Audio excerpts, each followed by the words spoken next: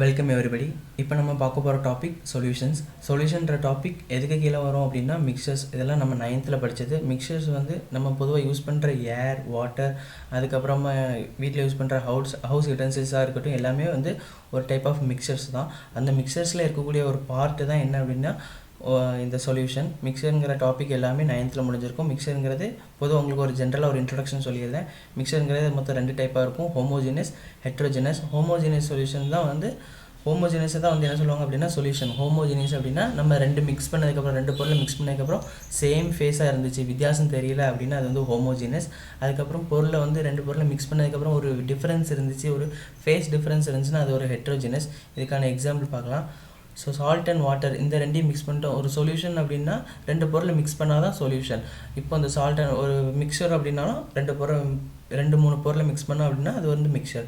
இப்போ salt and water mix பண்ணுறோம், 2 mix பண்ணதுக்கப்புறம் அதில் ஃபேஸ் டிஃபரன்ஸே தெரியாது. இதுதான் என்ன சொல்லுவாங்க அப்படின்னா ஹோமோஜினஸ் சொல்யூஷன், ஹோமோஜினஸ் மிக்சர். இந்த ஹோமோஜினஸ் மிக்சரை தான் நம்ம என்ன சொல்லலாம் அப்படின்னா சொல்யூஷன் அப்படின்னு சொல்லலாம். இப்போ அதுவே சாண்ட் அண்ட் வாட்டர்லேருந்து சாக் பவுடர் அண்ட் வாட்டர் இதெல்லாம் மிக்ஸ் பண்ணோம் அப்படின்னா ஒரு ஃபேஸ் டிஃபரன்ஸ் தெரியும்.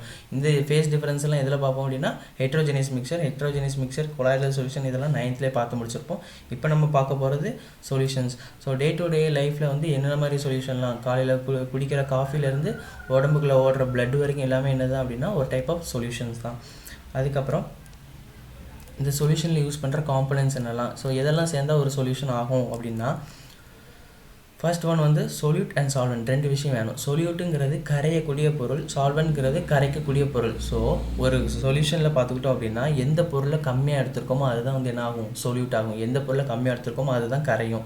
எந்த பொருளை அதிகமாக எடுத்துருக்கோமோ the amount which is present in larger weight படி பார்க்குறப்ப லார்ஜர் அமௌண்ட்டாக இருந்துச்சுன்னா அதுதான் என்னது, சால்வெண்ட்.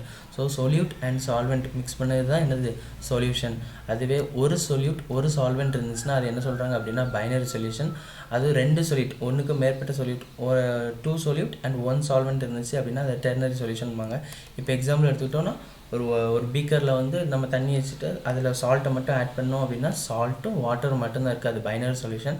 சால்ட், வாட்டர், அதுக்கப்புறம் சுகரையும் ஆட் பண்ணோம் அப்படின்னா என்ன வரும், 2 சொல்யூட்டை ஆட் பண்ணுறோம். சால்ட் அண்ட் சுகர் 2 சொல்யூட்டை ஆட் பண்ணுறோம். இதை வாட்டருங்கிற ஒரு சால்வெண்ட்டில் டிசால்வ் பண்ணி சொல்யூஷனாக மாற்றணும். இது என்ன சொல்லுவாங்க, டெர்னரி சொல்யூஷன். இது ஒன்றுக்கும் மேற்பட்ட சொல்யூட்டை யூஸ் பண்ணக்கூடியது. ஸோ சொல்யூஷனுங்கிறது சொல்யூட் ப்ளஸ் சால்வெண்ட்ங்கிறது தான் ஒரு சொல்யூஷன். இதுதான் யூஸ் பண்ணக்கூடிய காம்பனன்ட்ஸ். அதுக்கப்புறம் டைப்ஸ் ஆஃப் சொல்யூஷன், என்னென்ன மாதிரியான type.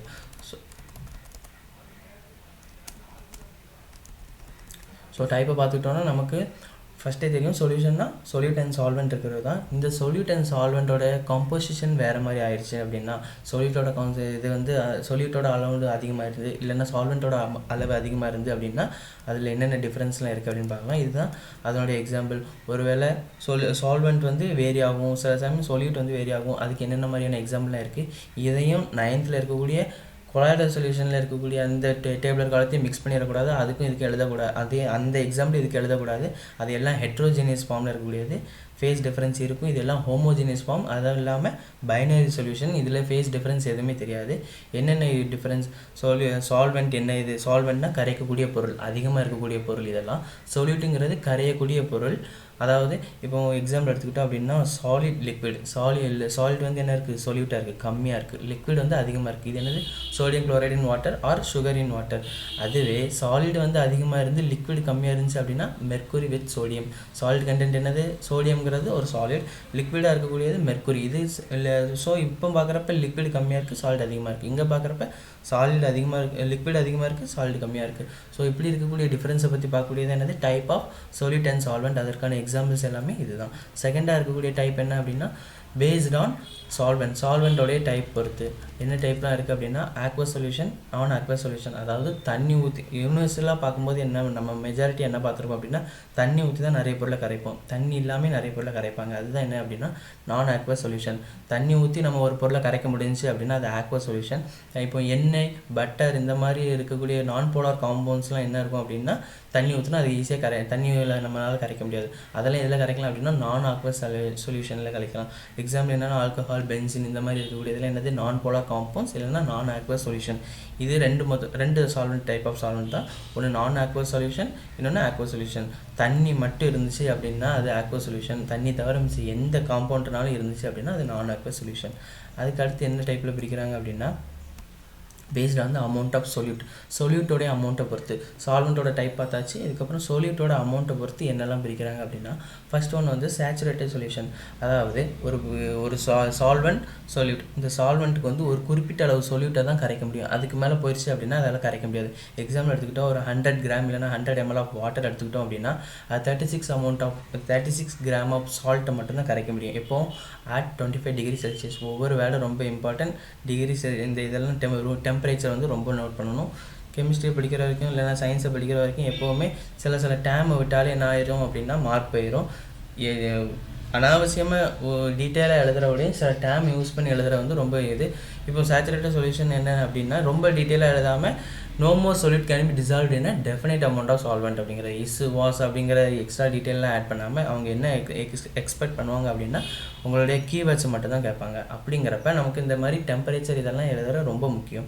So 36 gram of sodium chloride வந்து 100 கிராமில் தான். ஒரு 37 இல்லைனா அதுக்கு மேலே ஒரு சின்ன மில்லிகிராம் ஆட் பண்ணால் கூட என்ன ஆகும் அப்படின்னா அதுக்கு மேலே கரையாது. அதான் தமிழில் சொல்லுவாங்க சேச்சுரேட்டட் சொல்யூஷனுக்கு திவட்டிய கரைசல் அப்படின்பாங்க. அதுக்கு மேலே போட்டோம் அப்படின்னா அது என்ன ஆகாது அப்படின்னா கரையாது. இதுதான் சேச்சுரேட்டட் சொல்யூஷன். ஒரு குறிப்பிட்ட அளவு சால்வெண்ட்டில் குறிப்பிட்ட அளவு சொல்யூட் தான் ஆட் பண்ண முடியும். எக்ஸாம்பிள் 100 கிராமில் வந்து 36 கிராம் தான் சோடியம் குளோரைட் ஆட் பண்ண முடியும். இது சேச்சுரேட்டட் சொல்யூஷன். நெக்ஸ்ட்டு வந்து அன்சேச்சுரேட்டட் சொல்யூஷன். ஸோ இந்த 36க்கு கீழே எவ்வளோ நம்ம கிராம் ஆட் பண்ணாலும் அது வந்து என்னது தான் அன்சேச்சுரேட்டட். ஏன்னா 36 தான் கரைஞ்சி நிற்கும். அதுக்கு மேலே நம்ம ஆட் பண்ண கரையாது. 36க்கு கீழே நம்ம எவ்வளோ நாளும் என்ன பண்ணிக்கலாம் அப்படின்னா நம்ம இஷ்டத்துக்கு எவ்வளோ கிராம்னாலும் போட்டு அந்த 100 கிராம் ஆஃப் வாட்டரில் கரைச்சிக்கலாம். இது அன்சேச்சுரேட்டட் சொல்யூஷன். இப்போ ஒருவேளை 36க்கு மேலே எனக்கு கரைச்சி ஆகணும், இவ்வளோ எனக்கு கரையணும் அப்படின்னு சொல்லியாச்சுன்னா அது வந்து சூப்பர் சேச்சுரேட்டட் சொல்யூஷன்.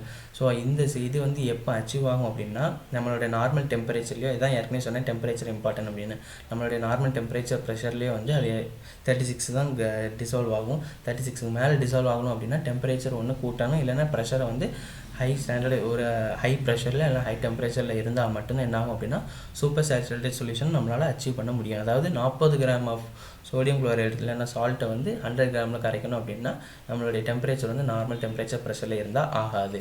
அதுக்கப்புறமா பார்க்கக்கூடிய டைப் வந்து கான்சன்ட்ரேட்டட் அண்ட் டைல்யூட். இது வந்து ஒரு டைப் ஆஃப் அன்சேச்சுரேட்டட் சொல்யூஷன். அன்சேச்சுரேட்டட்னா என்ன, 100 கிராம் ஆஃப் வாட்டரில் 36க்கு கீழே எவ்வளோ டிசால்வ் பண்ணாலும் அது அன்சேச்சுரேட்டட் தான்.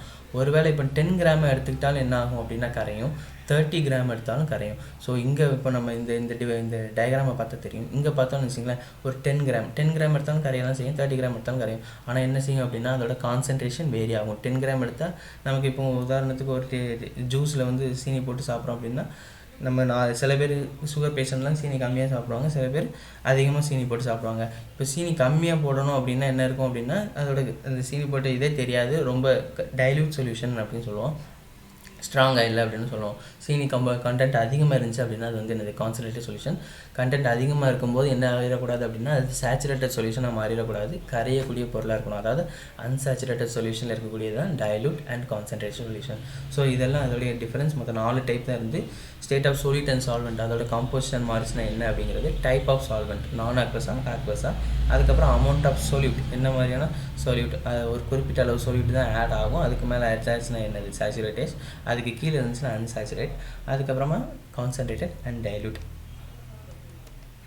ரெண்டாவது ஒரு டேம் இங்கே வந்து சொலிபிலிட்டி அப்படின்னா எந்த அளவு கரையுது அப்படிங்கிறத கண்டுபிடிக்கிறதுக்கான ஒரு ஃபார்முலா அப்படின்னு வச்சுக்கலாம். ஸோ சொலிபிலிட்டி அப்படின்னா என்ன சொல்கிறாங்க அப்படின்னா is defined as the amount gram of solute. So எத்தனை அளவு of solute can be dissolve in 100 gram of water. So எவ்வளோ கிராம் ஆஃப் சொல்யூட் வந்து 100 கிராம் ஆஃப் சால்வெண்ட்டில் டிசால்வ் ஆகுது, இதை சொல்லக்கூடியதான் என்னது சொலிபிலிட்டி. நம்ம 100 கிராம் ஆஃப் வாட்டர் எடுக்கிறோம், அதில் இப்போ சோடியம் குளோரைடோ இல்லைனா சுகரோ இல்லைனா வேறு ஏதாவது காப்பர் சல்ஃபேட்டோ இந்த மாதிரி என்னென்னலாமோ ஆட் பண்ணுறோம், அது எவ்வளோத்துக்கு எவ்வளோ டிசால்வ் ஆகுது அப்படிங்கிறத பார்க்கக்கூடியது தான். எப்படி பார்க்கலாம், நம்ம ஒவ்வொரு அமௌண்ட்டாக ஆட் பண்ணி ஸ்டேர் பண்ணி பார்க்கலாம். ஒரு சர்டைன் அமௌண்ட்டுக்கு மேலே என்ன ஆகாது அப்படின்னா அது டிசால்வ் ஆகாது. அப்படி கிறிஸ்டல் என்ன போடுறோமோ, சால்ட் போடுறோம்னா சால்ட் கிறிஸ்டல் இருக்கும், சுகர் போட்டோம்னா சுகர் கிறிஸ்டல் அப்படியே தங்கி இருக்கும். அப்படி பார்க்கக்கூடியதான் என்னது சொலிபிலிட்டி. இதுக்கு ஒரு எக்ஸ்பிரஷன், மேத்தமெட்டிக்கல் எக்ஸ்பிரஷன் என்ன அப்படின்னா mass of solute by mass of solvent into 100. இதை போட்டோம் அப்படின்னா நம்மளோட சொலிபிலிட்டி லெவலை கண்டுபிடிச்சிடலாம். அதாவது எத்தனை கிராம் ஆஃப் சொல்யூட்டை போடுறோம், ஒவ்வொரு கிராமாக ஆட் பண்ணி பார்க்கணும். 36 கிராம் வரைக்கும் என்ன ஆகும் அப்படின்னா சோடியம் குளோரைடு வந்து 100 கிராம் ஆஃப் வாட்டரில் டிசால்வ் ஆகிட்டே இருக்கும், 36க்கு மேலே டிசால்வ் ஆகாது. இப்படி கண்டுபிடிக்கக்கூடியதான் என்னது சொல்யூட் இன்ட்டு 100 போடணும். ஸோ இதுதான் ஒவ்வொரு இதோடைய சொல்யூட்டோடைய solubility லெவல் எவ்வளோ அப்படிங்கிறத கொடுத்துருக்காங்க. சோடியம் எவ்வளோ பார்த்தோம் அப்படின்னா 100 கிராம் ஆஃப் வாட்டரில் 180 கிராமை வந்து நம்ம ஆட் பண்ணிக்கலாம். அந்த அளவுக்கு அதோட solubility லெவல் அதிகமாக இருக்குது. ரெண்டாவது இப்போ என்னென்ன ஃபேக்டர்ஸ்லாம் வந்து solubility அஃபெக்ட் ஆகுது. So nature of solute and சால்வெண்ட்டை பொறுத்து ஃபஸ்ட்டு, அதுக்கப்புறம் டெம்பரேச்சர், ப்ரெஷர்.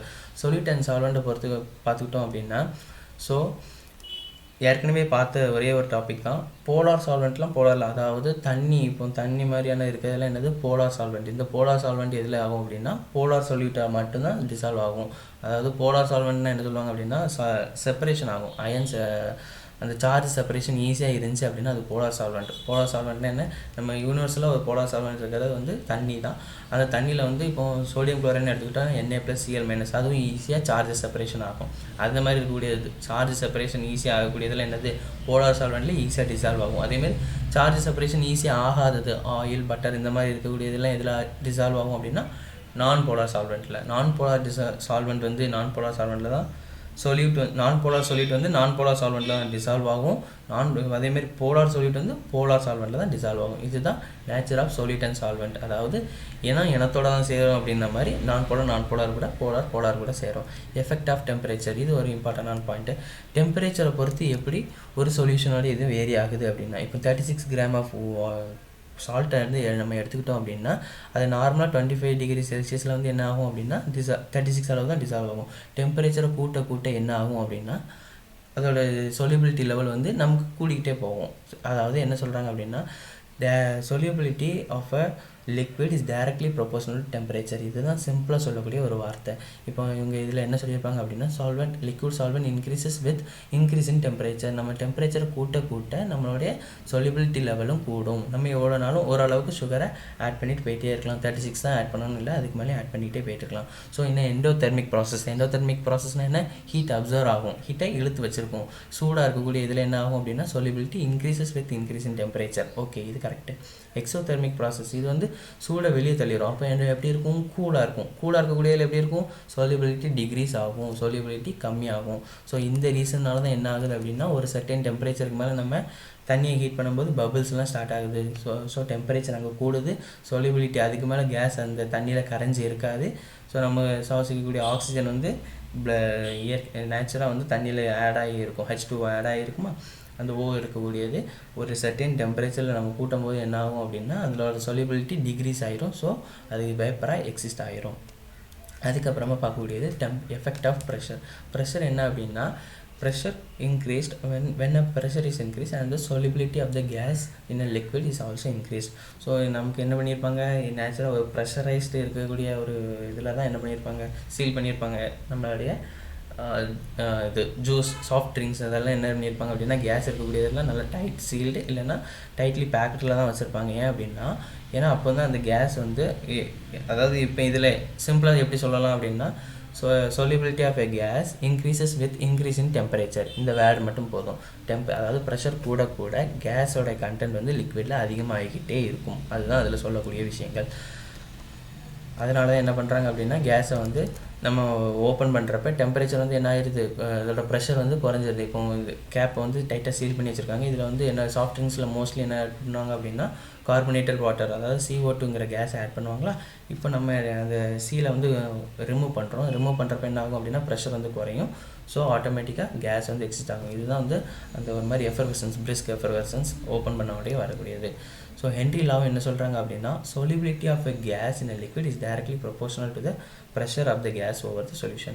அதாவது ஒரு கேஸை வந்து நம்ம எந்த அளவுக்கு ஒரு சொல்யூஷனில் மிக்ஸ் பண்ணணும் அப்படின்னா அந்த அளவுக்கு அதில் ப்ரெஷர் இருக்கணும், டைரக்ட்லி ப்ரொபோஷனல். ப்ரெஷர் வந்து அதிகமாக இருந்துச்சுன்னா சொல்யூஷன் இந்த உள்ளே இருக்கக்கூடிய solubility லெவலும் அதிகமாக இருக்கும் அப்படிங்கிறது தான். குழம்பிடக்கூடாது. டெம்பரேச்சர் அதிகமாக இருந்துச்சுனாலும் என்ன ஆகும் அப்படின்னா solubility கூடும், ப்ரெஷர் அதிகமாக இருந்தாலும் solubility கூடும். அதுக்கப்புறம் type of solute and solvent, இதெல்லாம் வந்து என்னது ஃபேக்டர்ஸ் அஃபெக்டிங் solubility அப்படின்னு பார்க்கக்கூடியது. ஸோ இதை எப்படி நம்ம பார்க்கலாம், நம்ம இயற்கையாக பார்க்கலாம், நம்ம நேச்சுராகவே இந்த இதெல்லாம் அப்சர்வ் பண்ணி பார்க்கலாம். எந்த அளவுக்கு ப்ரெஷர் இருக்குது, எந்த அளவுக்கு டெம்பரேச்சர் இருக்குது. நம்ம தண்ணியில் வந்து என்ன பண்ணுறாங்க, ஃபிஷ் டேங்க்லலாம் அடிக்கடி என்ன பண்ணுவாங்க, ஆக்சிஜன் சப்ளை கொடுப்பாங்க. ஏன்னா அதில் இருக்கக்கூடிய ஆக்சிஜன் சப்ளை நம்மளுடைய நார்மல் டெம்பரேச்சரில் எவாப்ரேட் ஆகி போயிட்டே இருக்கும். ஸோ ஆக்சிஜன் சப்ளை நம்ம திரும்ப கொடுத்து தான் ஆகணும். இந்த மாதிரி நேச்சுரல் படிக்கக்கூடியதை நம்ம டெய்லி லைஃப்பில் ரிலேட் பண்ணி படிங்க. ஸோ இன்றைக்கான நம்ம பார்த்தது என்ன அப்படின்னா சொல்யூஷனில் இருக்கக்கூடிய காம்பனன்ட்ஸ், அதுக்கப்புறம் solubility types, factors affecting solubility. Next concentration of solution எப்படி கண்டுபிடிக்கிறாங்க, ஒரு சொல்யூஷனில் இருக்கக்கூடிய கான்சன்ட்ரேஷன், நம்ம ஆயின்மெண்ட்லாம் யூஸ் பண்ணக்கூடிய கான்சன்ட்ரேஷன்லாம் இது எப்படி போட்டிருக்காங்க அப்படிங்கிறத நெக்ஸ்ட் வீடியோவில் பார்க்கலாம். தேங்க்யூ.